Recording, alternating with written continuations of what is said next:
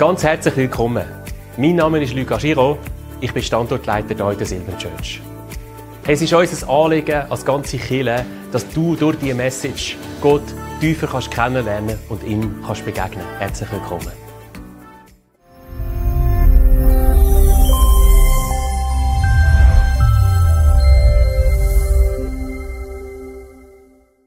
Ja, mit dem Lied sind wir voll im Thema rein. Wir starten in eine neue Serie rein, wo im 1. Korintherbrief stattfindet. Der Paulus, wo der erste Korinther schreibt in ihren Herausforderungen. Ich glaube, es sind ganz ähnliche Herausforderungen, wie wir sie haben, hier in Silber oder hier in der Schweiz. Und die Serie geht es darum, was würde Jesus tun? Ganz praktisch. Und weil er ganz Mensch ist, können wir auf ihn schauen und immer wieder fragen, was würde Jesus tun? Soll ich mal die Armbänder geben? Schon ein Weile her. What would Jesus do? WWJD. Hat jemand so ein Bändeli?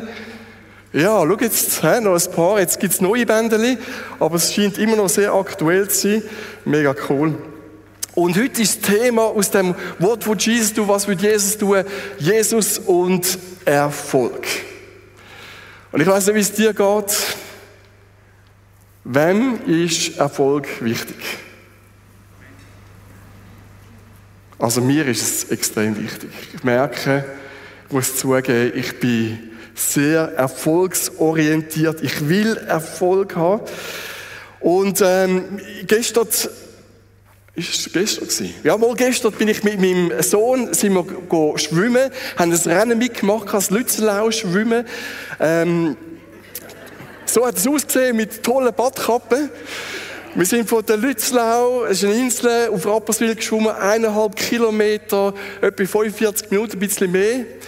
Sind wir da durch Wellen, es hat gegen uns gewindet, es hat Wellen gehabt, sind wir da durchgeschwungen und wir sind erfolgreich gewesen. Mein Sohn ist erfolgreich gewesen, das ist sein Zertifikat. So sieht das aus. Wir sind nicht abgesunken, wir haben es geschafft und haben das feiern. Und ich weiss nicht, wie es dir geht mit Erfolg, aber ich finde das so etwas Tolles, wenn man Erfolg feiern kann. Und Erfolg kann ja sehr subjektiv sein. Eben der Erste zum Beispiel im Schwimmen, in diesem Rennen. Wir sind nicht ganz die Ersten gewesen, aber wir haben es geschafft. Und es kann auch sehr, wie sagt man, nicht subjektiv, es kann auch sehr umgekehrt. Es kann sehr objektiv sein, wenn ich zum Beispiel der Erste bin in einem Rennen. Und es kann auch sehr subjektiv sein auf mich, dass ich sage, hey, es ist mir gelungen, diese Woche einen Konflikt zu lösen und das hat mir so eine Freude ausgelöst. Und du sagst, ich freue mich an dem Erfolg, wo etwas in meinem Leben da hat.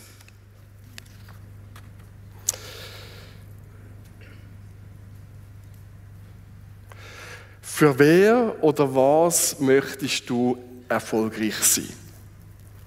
Für wer? Ich merke so ganz oft, geht es um mich im Erfolg hinein. Ich möchte erfolgreich sein im Alpha-Life-Kurs. Vielleicht hast du schon so einen Flyer gehabt. Wenn nicht, ich hätte da noch einen zweiten Flyer. So. Ich möchte gerne, dass ganz viele Menschen Jesus kennenlernen. Klar möchte ich kann niemanden überzeugen, ich kann niemanden bekehren, das ist alles Gott.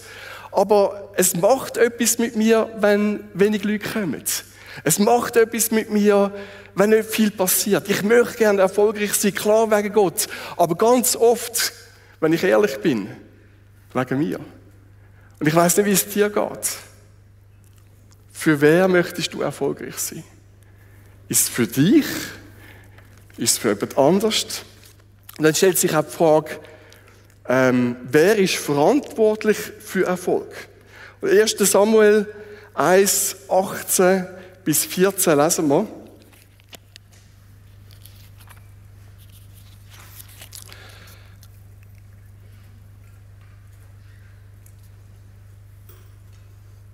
Wenn ich es finde. Gut. Und David hatte Erfolg bei allem, was er unternahm, denn der Herr war mit ihm. Oder so gut. Jesus ist mit uns, Gott ist mit dir. Und das ist der Garant, dass wir Erfolg haben. Und jetzt könntest du sagen, hey, so gut. Egal was passiert, ich werde immer Erfolg haben, weil Gott mit mir ist. Aber jetzt ist die Frage da drin, wer ist denn verantwortlich, dass ich Erfolg habe? Ist die Garantie oder dass ich Erfolg habe, ist das abhängig von Gott? Ist es abhängig von mir? Ist es abhängig von meinen Lehrern, wenn ich jetzt gerade für sie betet? Ist es abhängig von meinen Umständen? Ist es abhängig von meinen Chefen? Von wem oder was ist Erfolg abhängig? Und wenn du keinen Erfolg hast, gibst du dann noch mehr Mühe. Sagst du, jetzt muss ich noch stärker schwimmen gegen die Wellen. Oder jetzt muss ich noch mehr leisten am Arbeitsplatz. Was ist, wenn du keinen Erfolg hast? Führt das zum Minderwert? Oder führt das dazu, dass du noch stärker, noch mehr Gas gibst?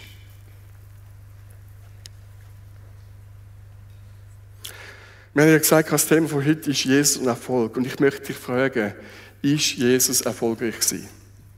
Was würdest du sagen? Ich höre ein Murmeln.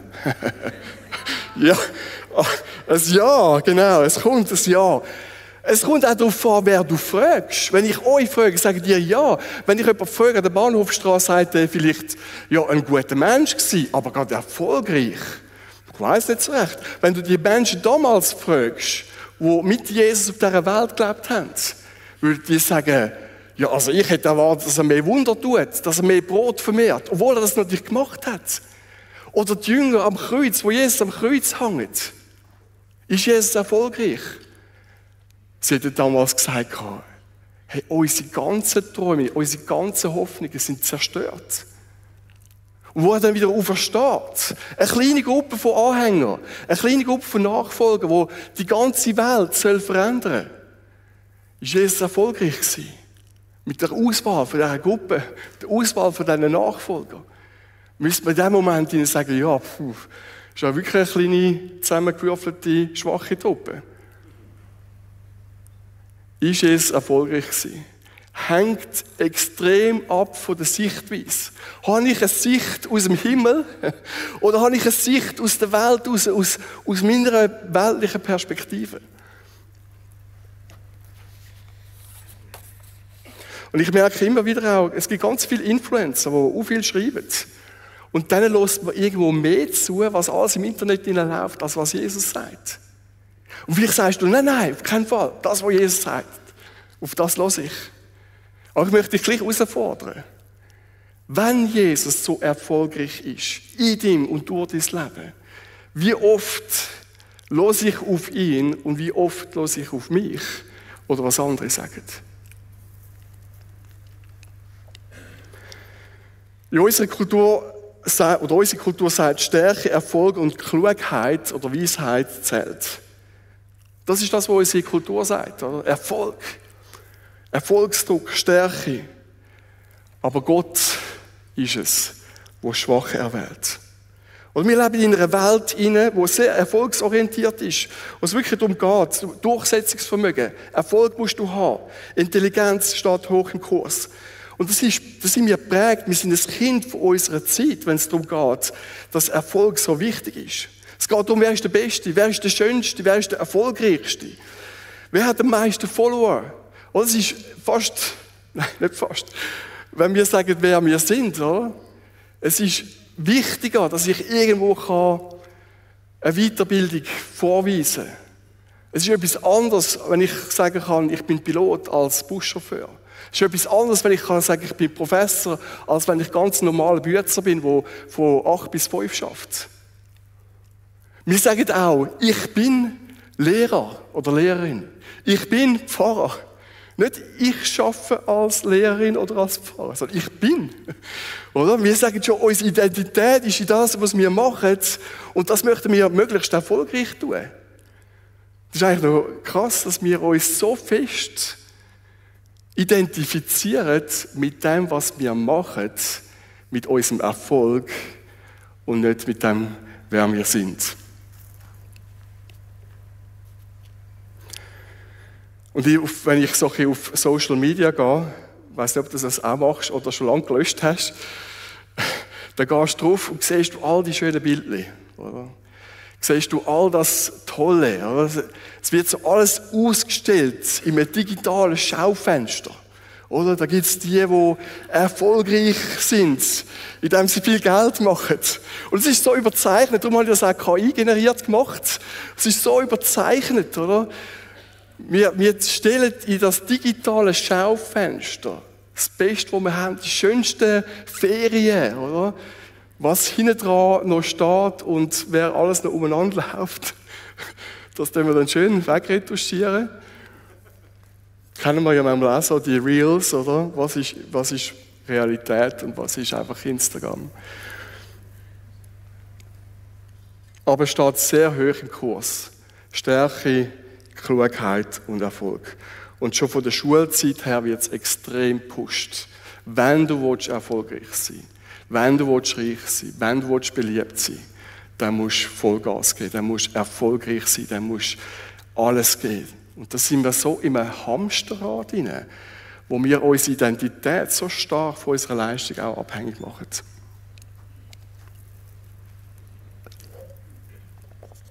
Unsere Kultur sagt, wer Einfluss hat, wer etwas erreichen will, der zählt. Das Schwache, das, was scheitert, das nicht mithalten kann, wird ganz schnell übersehen und ist vielleicht sogar auch verachtet. Und wenn wir ganz ehrlich sind, das klingt manchmal sehr normal und sinnvoll, oder? Wir möchten nicht schwach sein, wir möchten nicht versagen, wir möchten nicht irgendwo müssen sagen, hey, habe ich nicht geschafft. Ich kann auch nicht aufgeben im Schwimmen von der Lützelau und sagen, ich habe es versucht. Also, nein, ich möchte bis ans Ende schwimmen, möglichst schnell. Und das ist irgendwo auch logisch und das Erfolg anstreben. Ich glaube, das ist auch etwas, was in uns drin ist. Und wo wir uns irgendwo auch sehnen, Stärke und Erfolg und Anerkennung. Und der Paulus schreibt den Korinther genau in so einer Situation hinein und sagt, er sagt 1. Korinther 1,22, die Juden wollen Wunder sehen, die Griechen fordern kluge Argumente. Und ich frage mich, was der Paulus uns geschrieben hat, in unserer Schweizer Kultur, Silber Church, oder? Hat er vielleicht auch gesagt, hey, da fordern die Leute Wunder, Zeichen und Wunder, Bekehrungen, ganz viele Gottesdienstbesucher, dass ganz viele Leute kommen. Dass wir ganz viel Weisheit, dass wir die Besten sind. Und Paulus sagt, Vers 22 bis 23, wir jedoch verkünden Christus, den gekreuzigten Messias. Für die Juden ist diese Botschaft eine Gotteslästerung. Und für die anderen Völker völliger Unsinn. Für die hingegen, die Gott berufen hat, Juden wie Nichtjuden, erweist sich Christus als Gottes Kraft und Gottes Weisheit. Wir wünschen uns Erfolg, Kraft, Weisheit. Und Gott sagt, ich gebe euch Kraft und Weisheit. In der Botschaft vom Kreuz. In der Botschaft, wo ganz viele Leute sagen, hey, das ist doch irgendwo Nonsens. Und genau das sagt die Bibel, Vers 18 innen auch. Das Wort vom Kreuz ist eine Torheit, also ein Unsinn, so völlig unsinnig. Denen, die verloren gehen. Uns aber, die wir gerettet werden, ist es Gottes Kraft. Und ich frage dich, ist die Botschaft vom Kreuz, ist das nur eine Kraft in deinem Leben inne? Löst das nur eine Leidenschaft aus? Löst das nur eine Freude aus? Oder sagst du, hey, nein, ich möchte gerne Zeichen und Wunder, ich möchte gerne erfolgreich sein? Und der Paulus sagt, hey, Gott kehrt etwas gewaltig um. Gottes Kraft und Weisheit zeigt sich in der Schwachheit. Und es ist ein Evangelium, das für viele total unsinnig ist. Aber gerade darum ist es eine Botschaft, die unser Leben, unsere Umstände, unsere Familie total verändern kann. Das ist eine total andere Sichtweise. Oder Gott nimmt das Schwache, das Unweise, das Unsinnige, was die Welt findet unsinnig, wo keinen Erfolg hat, und macht es stark, macht es erfolgreich. Erfolgreich über das Menschenmögliche. Das ist es. Er stellt es effektiv auf den Kopf. Gott wählt die Stärke, Gott wählt nicht die Stärke oder das Erfolgreiche, das Kluge. Er wählt das Schwache, das Unscheinbare, das, was die Welt verworfen hat, das, was die Welt sagt, hey, ist nicht so wichtig. Und Paulus macht das noch deutlicher. Und ich liebe an Paulus seine klare und offene Kommunikation. Das sehen wir im Vers 26, wo er sagt, seht euch doch einmal in euren eigenen Reihen um, Geschwister. Schau mal links, mal rechts. Wer sitzt da? Oder? Sind das die Gescheiten? Sind das die Erfolgreichen? Sind das Bundesräte? Sind das CEOs? Sind das die extrem bekannte, erfolgreiche Evangelisten sind? Schau mal links, mal rechts. Oder? Kannst du mal anderen sagen, du bist so normal.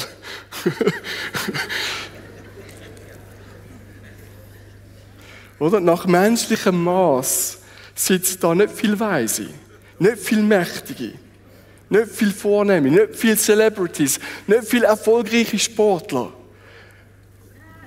So. No comments.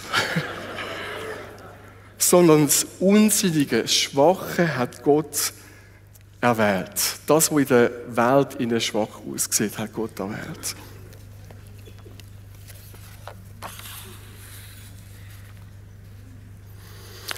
Und das macht erst Sinn, wenn wir es aus der Sicht vom Evangelium anschauen.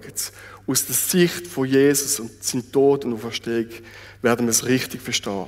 Und ich habe gefragt, ist Jesus erfolgreich gewesen? Und ganz viele haben gesagt, ja, selbstverständlich ist er erfolgreich gewesen. Und im Blick von diesen Zeitzeugen, im Blick von Menschen, die keine Beziehung haben zu Gott, ist es unsinnig, ist es nicht erfolgreich gewesen. Aber aus der Sicht von Gott heraus ist das Kreuz das Erfolgreichste gewesen. Jesus ist die erfolgreichste Person, der erfolgreichste Mensch gewesen, der je gelebt hat. Das Kreuz, obwohl es eine Schwachheit ist, ein Folterinstrument ist, das Ende, es ausgesehen hat, als wäre es das Ende, ist das Kreuz, hat sie den Tod überwunden. Hat das Kreuz unsere Verlorenheit, unsere Verdammnis überwunden. Hat das Kreuz uns in eine Beziehung zu Gott gebracht. Hat das Kreuz uns Vergebung geschenkt, eine neue Hoffnung geschenkt. Das ist der Sieg, der grösste Sieg. Das, was die Leute gemeint haben, ist die grösste Niederlage, ist der grösste Sieg, der Sieg über den Tod. Und oder, das Evangelium ist aus weltlicher Sicht keine Erfolgsstory. Das Evangelium ist die Botschaft, dass Gott sich erniedrigt hat, schwach geworden ist, verreckt ist am Kreuz. Ist das erfolgreich? Und gerade drin, aus dem Schwachsein, aus dieser Liebe für dich, aus dieser Schwachheit heraus, hat er dich erst können in der Schwachheit begegnen. Erst in dem, dass Gott Mensch geworden ist, vom Himmel oben runtergekommen ist und ans Kreuz gegangen ist, hat er dich in deiner Schwachheit, in deiner Verlorenheit, in deinem Versagen, in deiner Verletzung erreichen. Er musste schwach sein, damit er unsere Schwäche zu etwas unglaublich Schönem machen kann.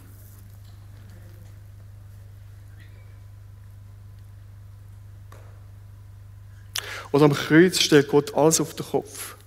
Und ich glaube, es braucht unser Umdenken.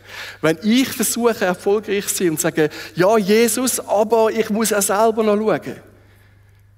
Es braucht ein Umdenken. Wir müssen wieder zurück ans Kreuz gehen und können wieder loslassen von unseren Leistungen oder was alles an uns gefordert wird. Wieder können loslassen und sagen, er erwählt das Schwache und macht es stark am Kreuz. Und ich muss nicht in einem Hamsterrad hinein sein. Es braucht ein Umdenken. Mein Wert ist nicht abhängig von meiner Stärke. Mein Erfolg, meine Klugheit, meine Weisheit ist nicht abhängig von mir. Mein Wert, meine Identität. Sondern gerade in dem Schwachen hinein darf ich und kann ich Gott begegnen. Ich bin zuerst mal nicht Lehrerin oder Student oder Mutter oder Vater. Ich bin zuerst mal geliebt. Geliebte, Freund, erlöst. Ich bin zuerst mal Kind Gottes, Sohn Gottes, Tochter Gottes. Das bin ich als erstes und nicht mein Erfolg. Und am Kreuz steht Gott alles auf den Kopf, oder? wirklich alles auf den Kopf und tut unser ganzes Leistungsdenken, das wir haben als Schweizer, und wir sind das Kind von unserer Kultur und von unserer Gesellschaft, stellt er auf den Kopf und sagt, nein, ich erwähle das Schwache und mache es in mir innen stark. Unsere Kultur sagt, du musst leisten, erfolgreich sein, aber Gott erwählt das Schwache. Der zweite Punkt, den wir möchten anschauen in diesem Korintherbrief, wo wir so drin sind, unsere Kultur sagt, Sinn und Erfüllung, Erfolg findest du in dir selber. Aber Gott schenkt Sinn und Erfüllung durchs Kreuz. Oder? Unser Erfolgsstreben ist ganz oft verbunden mit Selbstverwirklichung. Das würde man vielleicht nicht zugeben. Aber es geht so oft um mich, dass ich erfüllt bin, dass ich glücklich bin, dass ich erfolgreich bin, dass ich etwas geleistet habe, dass andere mich bewundern und sagen, wow, hast du super gemacht. Unsere Kultur sagt, Sinn vom Leben musst du selber finden. Folg deinem Herz. Du dich selber verwirklichen. Du bist, was das Sprichwort nachschaut, du bist dein Glückes Schmied. Schon mal gehört? Ja. Du bist verantwortlich für Erfolg. Und das klingt irgendwo verlockend, oder? Wer möchte glücklich sein, ein erfülltes Leben haben, erfolgreich sein? Und doch merken wir ganz oft, wir sind im Hamsterrad gefangen. Wir versuchen immer noch erfolgreicher zu sein. Wenn du dann nach so einem Lützellau schwimmen erfolgreich bist, dann findest du, jetzt muss ich noch weiter schwimmen, noch schneller, noch besser, muss es irgendwo noch mehr beweisen. Es langt nicht. Ich kann nicht erfolgreich sein und sagen, hey, danke Jesus, ist gut gewesen. Sondern wir sind gefangen in dem Hamsterrad von diesen Ansprüchen, die ich an mir selber habe, Ansprüche, die vielleicht auch andere Menschen an mich haben. Und was sagt die Bibel? Konträr zu der Kultur, die sagt, du musst dich selber verwirklichen. Was sagt es im 1. Korinther? 1. Korinther 1,21 heißt es, obwohl die Welt von der Weisheit Gottes durchdrungen ist, konnte sie ihn durch ihre Weisheit nicht finden. Gott hat eine Botschaft, die unsinnig erscheint, dazu benutzt, alle zu retten, die daran glauben.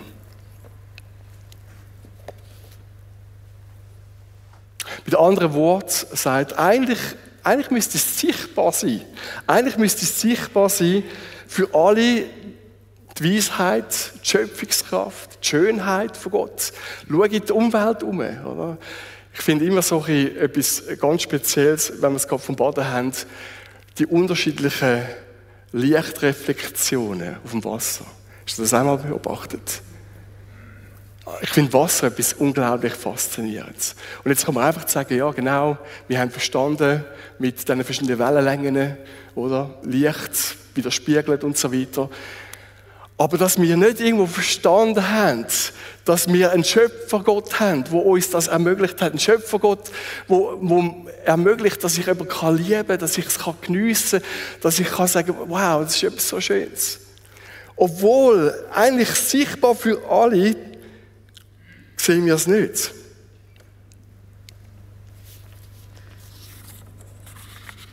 Und ich glaube, es macht erst Sinn, die Suche nach Sinn und Erfüllung, wenn wir es aus dem Licht vom Evangelium nach dem Tod und Auferstehung von Jesus anschauen und auch verstehen. Weil am Kreuz wird deutlich, ich muss mich nicht selber retten. Wie kannst du das ein paar Mal nächste Woche sagen? Ich muss mich nicht selber retten. Ich muss nicht selber irgendwo stark und erfolgreich sein. Ich bin nicht allein. Oder am Kreuz muss ich meine Schwachheit eingestehen. Weil wenn ich es nicht mache, werde ich wieder vom Kreuz weglaufen und genau gleich weitermachen. Ich muss das, sonst will ich Gott nie meine Herausforderungen anvertrauen. Wenn ich zum Kreuz gehe und schon jetzt weiss, was die Lösung ist, werde ich wieder gehen, statt dass ich sage, Gott, ich weiss das nicht, ich brauche eine Gottlösung.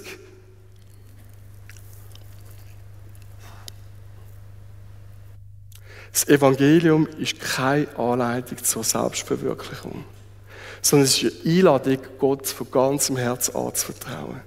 Und ich finde das so ein schönes Bild auch. Wir dürfen unseren Kopf auf die Schultern von Jesus legen. und sagen, ich mag nicht, ich kann nicht. Oder eigentlich wüsste ich was, oder ich werde so ein bisschen innerlich getrieben, etwas zu machen, aber ich weiss, du hast noch eine viel bessere Lösung. Du hast noch viel mehr Kraft als ich. Dass wir unseren Kopf, unser Sein anlegen und sagen, ich bin ein geliebtes Kind, ein geliebter Sohn, eine geliebte Tochter, ein Freund Gottes, ein Befreiter, ein Erlöster. Und vielleicht suchst du immer wieder Sinn und Erfüllung und sagst, das mit dem Kreuz, das kenne ich nicht. Vielleicht hast du auch schon vieles ausprobiert und bist irgendwo nie angekommen. Und ich sage dir heute Morgen, welcome home. Welcome home am Kreuz. Anzukommen beim Kreuz, angenommen zu werden bei Jesus. Und in dieser ganzen Schwachheit dürfen wir merken, meine Identität ist nicht abhängig von meiner Leistung. Weil dort am Kreuz zeigt sich die grösste Liebe von Gott, dass er sich erniedrigt, runterkommt zu mir und in dieser Schwachheit vom Kreuz mir begegnet, in meiner Schwachheit. Damit ich ewiges Leben habe, damit ich Erfolg habe, damit ich ein neues Leben bekomme, damit ich Vergebung bekomme. Dort am Kreuz erringt Jesus den grössten Sieg. Über den Tod, über das Böse, über alles, was dich fertig macht, über deine Krankheit, über das, was über dir ausgesprochen worden ist, über die Verletzungen in deinem Leben, über den Missbrauch, alles. Er hat den Sieg. Jesus hat den Sieg errungen am Kreuz. Für all das, was du nicht kannst, wo du darunter leiden tust. Dort am Kreuz zeigt sich wirklich, was zählt. Nicht unser Streben nach Glück, nach Erfüllung, sondern seine Liebe für uns. Dort am Kreuz findet mir Annahme, Vergebung. Und auch wenn ich nicht erfolgreich bin, dort am Kreuz macht er dich erfolgreich. Dort am Kreuz macht er dich die erfolgreichste Person auf der Welt. Hast du das gewusst? Die erfolgreichste Person. Weißt du, was das ist? Ich sage es nochmal. Ich sage es noch ein paar Mal. Er macht dich die erfolgreichste Person am Kreuz. Du bist ein Freund von Gott. Es gibt nichts, wo erfolgreich sein könnte als das. Er hat alle Macht im Himmel und auf Erden. Alle Kraft, alle Weisheit.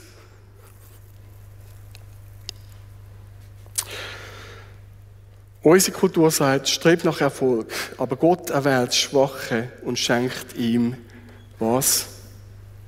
Er schenkt ihm den Sieg. Der Sieg, der angefangen hat am Kreuz, dass wir ein neues Leben haben. Aber immer wieder, jeden Tag schenkt er dir den Sieg. Dritter Punkt, unsere Kultur sagt, du musst erfolgreich sein. Aber Gott erwählt, was schwach ist und macht es stark in ihm. Anfangs diese Woche, stimmt auch nicht. Anfangs das Jahr ist es mir nicht so gut gegangen. Ich hatte sehr starke Kopfschmerzen, so Schwindelattacken, schlecht sein, im Bett liegen. Und statt zu arbeiten, statt irgendetwas machen, statt erfolgreich sein, bin ich im Bett gelegen. Und habe mir überlegt, was heisst jetzt das? Was heisst jetzt, wenn du schwach bist, erfolgreich zu sein? Und habe mich überhaupt nicht erfolgreich gefühlt. Ich habe Gott gesagt, mach mich gesund. Bitte, mach mich gesund. Und bin im Bett gelegen, es ist mir schlecht gegangen und habe nicht Fußball spielen mit dem Kind, habe nicht arbeiten und Sachen entwickeln und Kurs weiterbringen, sondern bin im Bett gelegen. Und ich frage mich, wenn ich schwach bin, wenn du schwach bist, was macht dich denn erfolgreich? Was ist es denn? Wie kann mich denn Gott brauchen in diesem Schwachsein? Was sagt die Bibel im 1. Korinther? Wir sind ja immer voll in dem 1. Korintherbrief hinein. Und er sagt ja, Gott erwählt das Schwache. Aber Gott erwählt das Schwache nicht einfach, damit er uns schwach sein lässt. Im Sinne von, hey, ist alles gut, du darfst schwach sein, du musst dich nicht verändern. Sondern Gott erwählt das Schwache und hat etwas vor. Er braucht das Schwache, um seine Kraft und Weisheit in uns und durch uns sichtbar zu machen. Das steht im Vers 27 bis 28, steht dann, seht euch doch einmal an. Nein, das haben wir schon gehabt. Gott hat das erwählt, was in den Augen der Welt gering ist, um so diejenigen zu beschämen, die sich selbst für weise halten. Er hat das Schwache erwählt, um das Starke zu erniedrigen. Er hat das erwählt, siehst du nochmal, er hat das Schwache erwählt, berufen, was von der Welt verachtet und gering geschätzt wird. Er hat das erwählt, was von der Welt verachtet und gering geschätzt wird, um es eingesetzt, um das zunichte zu machen, was in der Welt wichtig ist. Warum oder wie macht Gott mich aus dem Schwachsein erfolgreich? Also einerseits ist es eine Machtdemonstration, wo Gott sagt, ich brauche das Schwache, um zu zeigen, es geht nicht um den Peter und den Hans und das Vreni oder den Roger, sondern um mich. Er braucht das Schwache, das sichtbar ist. Das ist ein Gott, der fähig ist, der Kraft hat, Schwache zu brauchen. Und dann ist es auch so, wenn ich selber stark bin, dann gehe ich ganz selten zu Gott, weil ich weiß es ja selber. Gott braucht das Schwache, damit ich abhängig bin. Damit ich sage, nicht mein Wille geschieht, sondern dein Wille geschieht. Nicht meine Kraft, sondern deine Kraft. Nicht meine Lösung, sondern deine Lösung. Gott braucht das Schwache, damit wir kapitulieren und zu ihm gehen. Und dann auch, ihm auch die Ehre geben. Wie Vers 31 heißt, in der Schrift heißt es, wer stolz sein will, soll auf das stolz sein, was der Herr getan hat. Und ich glaube, wenn wir anfangen, stolz zu sein auf das, was Jesus da hat, in dieser Schwachheit hinein, was passiert dann? Dann fangen wir an, Gott anzubeten. Und was passiert, wenn wir Gott anbeten? Du wirst zu dem, was du arbeitest. Du wirst verändert. Du siehst Jesus, du wirst immer mehr so wie Jesus. Erst im Schwachen hinein kann Gott mächtig wirken. Das ist auch das, was Paulus gesagt hat, in 2. Korinther 12,9. Wo er sagt, hey, im Schwachen inne mache ich dich stark. In diesem Unvermögen inne mache ich dich fähig. Und dass Paulus dann sagt, hey, ich freue mich sogar an der Schwäche. Ich finde es sogar super, dass ich schwach bin. Das ist eigentlich crazy. Ich weiß nicht, ob ich das immer so sagen kann. Aber wenn wir realisiert haben, aus der Sicht vom Evangelium, aus der Sicht vom Kreuz heraus, vielleicht hast du auch schon gehört, Jesus kommt in dein Leben hinein, wenn du umkehrst und glaubst. Und das Interessante ist, wenn wir den 1. Korinther 1 durchlesen, dort heisst es ein bisschen anders. Vers 30 heisst es, aus ihm aber kommt es, dass ihr in Christus seid. Ja? Ein bisschen anders. Wir sagen oft, Jesus kommt in mein Leben hinein. Da heisst es, dass wir in ihm sind. In ihm. Was ist der Unterschied? Ich weiss es nicht. Ich glaube, es ist unsere Perspektive. Wenn wir Jesus in unser Leben einladen, und das ist alles richtig, dann ist es manchmal so, als würden wir ihn als einen Gast einladen und sagen, du darfst schon kommen, aber du darfst mich nicht zu fest stören, gell? Und ich sage dann, wie kannst du gehen? Und wenn wir in ihm sind, dann sind wir in seiner Realität. Dann leben wir in ihm, in seiner Kraft, dort, wo er wohnt, dort, wo er etwas zu sagen hat. Das finde ich so schön an dem Vers. Aber aus ihm aber kommt es, dass ihr in Christus Jesus seid. Und dann heißt, was die Auswirkung ist, der uns geworden ist, Weisheit von Gott. Oder wenn ich in ihm bin, dann komme ich eine neue Weisheit über. Und Gerechtigkeit und Heiligkeit und Erlösung. Und all das. Epheser sagt das auch. Epheser 1,3 heißt es, in ihm haben wir alle Segnungen von der himmlischen Welt. Alles ist zur Verfügung, oder? In ihm haben wir Gerechtigkeit, Heiligkeit, Erlösung, Befreiung.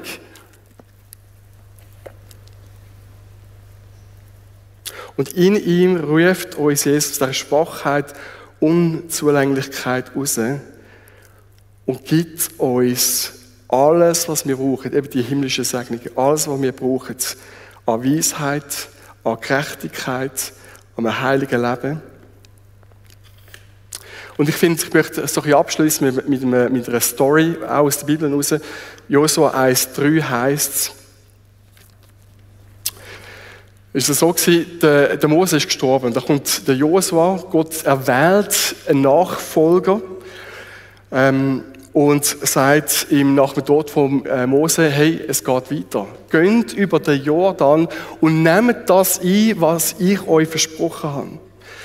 Und der Josua denkt, hey, jetzt habe ich den Überleiter von Mose und muss jetzt in die Fußstapfen einstehen. Und muss jetzt in ein Land gehen, wo es Riesen hat, wo es auch viele Herausforderungen hat. Und Gott sagt, ich werde mit euch kommen, geht über den Jordan und überall dort, wo ihr ansteht, in all das hinein gebe ich euch Erfolg. Und Josua 1,7 heisst es dann auch, das sagt Gott zum Josua, nur sei recht stark und mutig, dass du darauf achtest, nach dem ganzen Gesetz zu handeln. Steht bei mir ein bisschen anders. Nur sei recht stark und mutig, dass du darauf achtest, nach dem ganzen Gesetz zu handeln, das mein Knecht Mose dir gegeben hat. Weiche nicht davon ab, weder zur Rechten noch zur Linken, damit du, was heißt's? Überall Erfolg hast, wo immer du hingehst.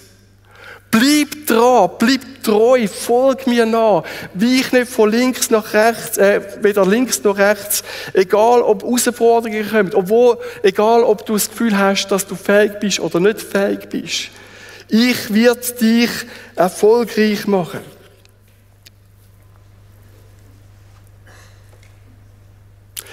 Und er sagt, aus der Verbundenheit mit mir wirst du Erfolg haben. Und er sagt, aus dem Ausfüllen von dem, was ich dich erwählt und eingerufen habe, wirst du Erfolg haben. Nicht links, nicht rechts, sondern in das, wo ich dich einrufe. In das, wo du deinen Fuß ansetzt. Und damals war es physisches Land, das gelobte Land. Heutzutage ist das Reich Gottes. Wir haben genau den gleichen Auftrag als Gemeinde, als Individuum, dass wir Schritt für Schritt mit Jesus zusammen Reich Gottes machen. Und er ruft uns in Situationen hinein, in Familien hinein, in Schwierigkeiten, in Arbeitsplätze und sagt, wenn du mit mir gehst, aus meiner Kraft raus, überall, wo du den Ruf, wo ich dir gebe, die Berufung, wo ich dir gebe, das Erwählen, wo ich dir gebe, wenn du dort hingehst, dann werde ich dich erfolgreich machen. Mach nicht das links oder rechts. Mach nicht die Aufgabe vom anderen. Mach nicht das, wo du das Gefühl hast, oh, da bin ich noch ein bisschen besser. Sondern mach das, was ich dir gebe. In das Land, wo ich dich einrufe. In die Situation, wo ich dich einrufe. Und ich werde dich erfolgreich machen. Und ich glaube, das ist das, wo ich möchte, dass ihr mitnehmt. Gottes Berufung glaubensvoll umzusetzen, ist der Erfolg. Gottes auch alltägliche Berufung, es geht nicht nur um die allgemeine Berufung, Gottes alltägliche Berufung glaubensvoll umsetzen, das ist der Erfolg. Und das ist auch etwas, was wir immer wieder auch in unseren Kursen propagieren. Das ist gerade einer, der am Laufen ist, meine Berufung entdecken. Entdeck, wo möchte Gott dich einrufen? Als Mutter, in deiner Familiensituation, als Vater, dort, wo du merkst, ich habe Teenager, die schwierig sind. In was ruft Gott dich ein, wo du den Platz sollst mit ihm zusammen ausfüllen und er wird dich erfolgreich machen. Und ich habe euch erzählt, dass es mir nicht so gut gegangen ist. Und eines, also in der Familienzeit, die wir zusammen als Familie verbracht haben, ist plötzlich so der ganze Druck von mir abgefallen, es konnte Gott angeben. Tränen sind gekommen, ich war irgendwo total aufgelöst gewesen und gemerkt, ich muss nicht selber stark sein. Er ist es, der stark ist. Und in dieser Schwachheit wird er mich brauchen, zum dort, wo er mich anruft, in die Beziehungen, wo er mich anruft, erfolgreich zu sein, Menschen zu ermutigen, für Menschen da zu sein, seine Gegenwart zu suchen. Das macht mich erfolgreich. Nicht links oder rechts. Und ich möchte dir auch noch ein Bild mitgeben, damit es wirklich auch bleibt. Manchmal sehen wir so Steine. Ich habe ganz viele Steine im Garten. Ich bin steinreich. Ich weiss nicht, ob du auch so viele Steine hast. Und die Steine sind so unscheinbar. Und dann hast du das Gefühl, irgendwie so, ja, ist einfach ein Stein. Vielleicht denkst du auch, ich habe ein Leben so unbedeutend, so schwach, so unvermögend. Und manchmal laufen wir einfach so vorbei an so einem Stein. Und ich glaube, das Schöne ist, dass unser Schöpfer nicht einfach vorbeiläuft, sondern den Wert von dem Stein erkennt, stehen bleibt. Und dann braucht es, dass unsere harte Schale, unser selber erfolgreich sein, dass wir das loslassen und in die Schwachheit zu ihm gehen, dass wir uns aufbrechen lassen von Jesus. Und dann aus etwas ganz Normalem, etwas, was ich übersehen hätte, einfach einen Stein.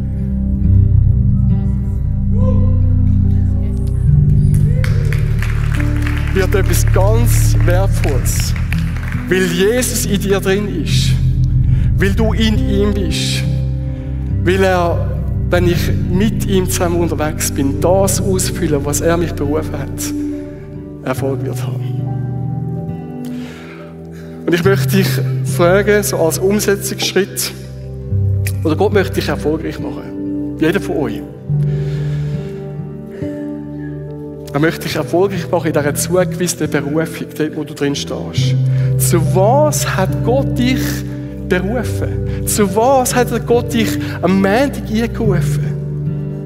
Wo er trotz oder gerade wegen deinem Unvermögen erfolgreich machen möchte. Überleg dir das.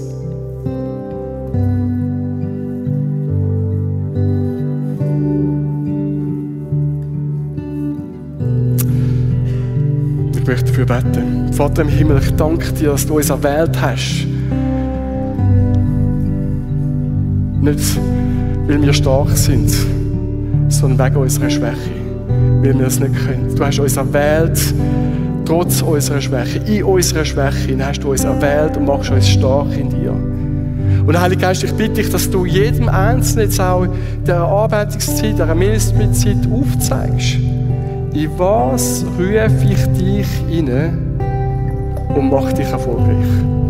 Heiliger Geist, red du, führ du, leit du. Hilf uns, die Schwachheit anzunehmen, damit wir stark sind in dir. Amen. Danke vielmals, bist du heute dabei gewesen. Wir hoffen, dass die Message dir geholfen hat, Gott tiefer kennenzulernen und mit ihm vorwärts zu kommen. Falls du Fragen oder Anmerkungen hast, würden wir uns freuen, von dir zu hören. Melde dich einfach über unsere Homepage www.silbern.church. Wenn die Botschaften für dich ein Segen sind, würden wir uns über deine Unterstützung freuen. Es hilft uns, weiter das zu machen, was wir tun. Du kannst das ganz einfach über den eingeblendeten Twint-Code machen. Natürlich gibt es auch noch andere Möglichkeiten, die findest du auf unserer Homepage unter www.silbern.church/spenden. Hey, und so wünschen wir dir Gottes Segen und seine Power. Bis gleich.